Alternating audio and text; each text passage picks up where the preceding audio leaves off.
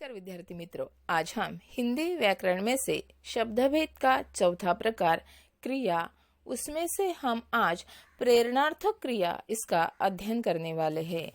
प्रेरणा अर्थात किसी को प्रेरित करना, मोटिवेट करना, प्रोत्साहित करना। तो प्रेरणार्थक क्रिया की प्रथम हम परिभाषा देखते हैं। जब कर्ता स्वयं कार्य न करके अन्य को कार्य करने के लिए प्रेरित करता है, तब वह क्रिया प्रेरणार्थक क्रिया कहलाती है। यानी क्या कि कर्ता स्वयं कार्य नहीं करता तो दूसरों को कार्य करने के लिए मोटिवेट करता है, प्रोत्साहित करता है, तो उस क्रिया को प्रेरणार्थक क्रिया कहलाते हैं। उदाहरण देखते हैं। महेश कुत्ते को दूध पिलाता है, और दूसरा है प्रकाश खरगोश को गाजर खिलाता है। इन दोनों वाक्यों में पिलाता और खिलाता यह प्रेरणार्थक क्रियाएं है, क्योंकि यह कर्ता स्वयं कार्य नहीं कर रहा है, बल्कि किसी दूसरे को कार्य करने के लिए प्रेरित कर रहा है, मोटिवेट कर रहा है। इसलिए इन दो वाक्यों में पिलाता और खिलाता यह क्या है? प्रेरणार्थक क्रियाएं है। दूसरे उदाहरण देखते हैं। बच्चा खाना खाता है, और दूसरा है माँ बच्चे को खाना खिलाती है। दो स्थितियों में बच्चा खाना खा रहा है, परंतु प्रथम वाक्य में वह स्वयं खाना खा रहा है। यानी बच्चा खाना खाता है, वो खुद ब खुद अपने आप खाना खाता है, उसे कोई खाने के लिए प्रेरित नहीं करता।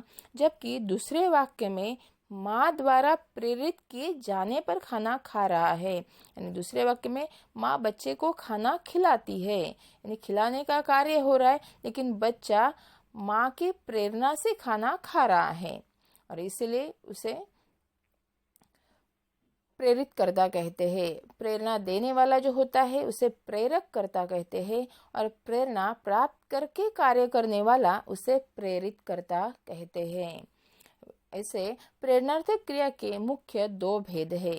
एक है प्रथम प्रेरणार्थक क्रिया और दूसरा द्वितीय प्रेरणार्थक क्रिया।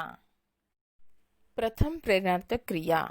जब कर्ता स्वयं कार्य करने की प्रेरणा देता है, तब वह क्रिया प्रथम प्रेरणार्थक क्रिया कहलाती है। यानी इसमें कर्ता स्वयं दूसरों को कार्य करने के लिए प्रेरित करता है, प्रोत्साहित करता है, तब उस क्रिया को प्रथम प्रेरणार्थक क्रिया कहलाती है। उदाहरण देखो। विनोद रमेश को पाठ पढ़ाता है। यानी कर्ता विनोद स्वयं रमेश को पाठ पढ़ने की प्रेरणा दे रहा है। कर्ता खुद क्या कर रहा है? रमेश को पाठ पढ़ने के लिए प्रेरित कर रहा है, तो उसे प्रथम प्रेरणार्थक क्रिया कहते हैं। यानी पढ़ाता यह क्या है? प्रेरणार्थक क्रिया है।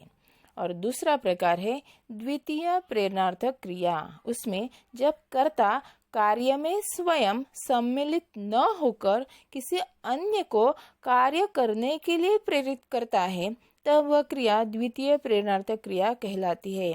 अर्थात इसमें कर्ता खुद कार्य नहीं करता तो दूसरे से कहकर तीसरे से कार्य करवाता है, तो उसे क्या कहते हैं? द्वितीय प्रेरणार्थक क्रिया। उदाहरण देखो।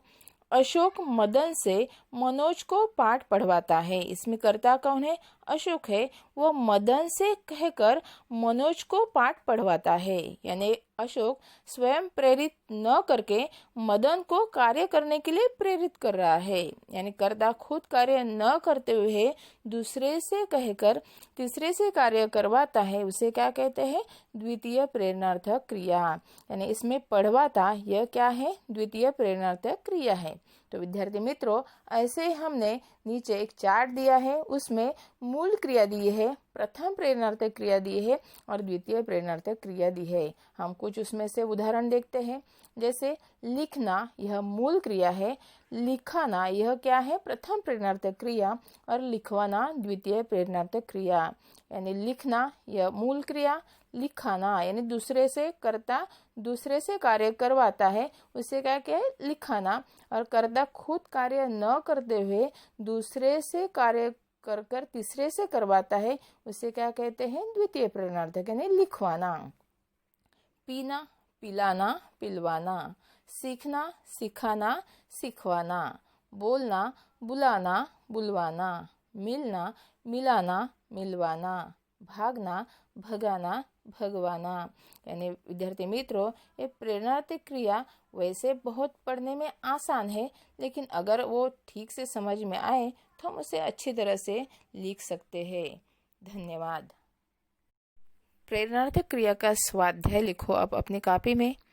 निम्नलिखित वाक्यों में प्रयुक्त प्रेरणार्थक क्रिया रूप पहचान कर उसका प्रकार लिखिए। यानी आपको प्रेरणार्थक क्रिया का रूप जो है वो पहचानना है और उसका प्रकार आपको लिखना है। फिर अचानक उन्होंने होटल मैनेजर को बुलवाया।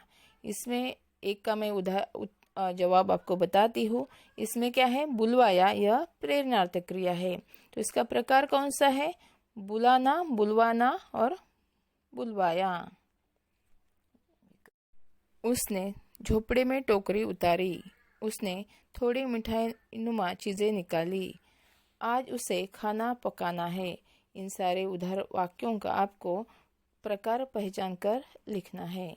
और दूसरा स्वाध्याय भी मैंने जो नीचे दिया है उसको आपको अपनी कॉपी में लिखना है। धन्यवाद।